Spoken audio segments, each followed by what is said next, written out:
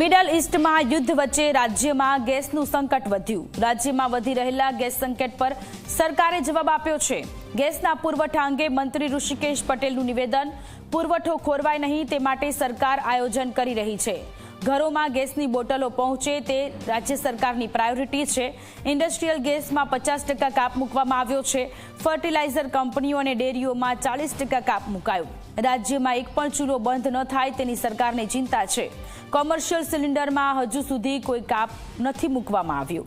તો ઇન્ડસ્ટ્રીયલ ગેસમાં કાપ મૂકવામાં આવ્યો છે। ઘરોમાં ગેસની બોટલો પહોંચે તે પ્રકારનું સરકાર દ્વારા આયોજન।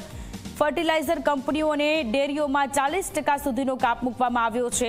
રાજ્યમાં એક પણ ચૂલો બંધ ન થાય તેની સરકારને ચિંતા છે।